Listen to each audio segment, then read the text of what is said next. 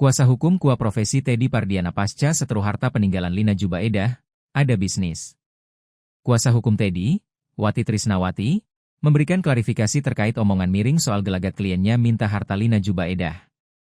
Diketahui, Teddy Pardiana merupakan suami mendiang Lina Jubaedah, yang tak lain adalah mantan istri Sule sekaligus ibu dari Rizky Febian dan Putri Delina. Sejak Lina Jubaedah wafat, Teddy mulai mempersoalkan harta peninggalan Lina semasa hidupnya. Tahu kliennya jadi sorotan, kuasa hukum Teddy Pardiana mengungkap bisnis yang dilakau suami Lina Jubaedah. Ia menyebut Teddy masih bekerja sebagai wirausaha kecil-kecilan untuk mencukupi kebutuhan hidup sehari-hari bersama anaknya. Profesinya masih wirausaha. Jadi buka usaha kecil-kecilan kayak kemarin tuh saya lihat sih kayak bukan warung makannya.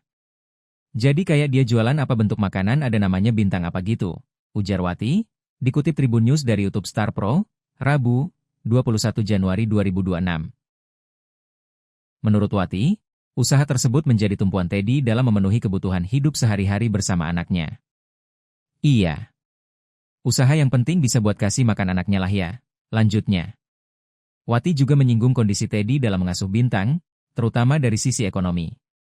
Ia menegaskan tidak ada kendala secara fisik, namun tantangan lebih dirasakan dalam hal finansial, seiring kebutuhan pendidikan anak yang kian bertambah. Kalau kesulitan mengasuh bintang secara fisik sih nggak ada ya.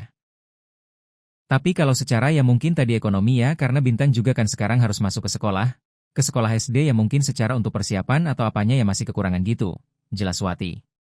Terkait isu aliran dana yang sempat menjadi perbincangan, Wati mengaku tidak mengetahui secara pasti dan memilih tidak berspekulasi.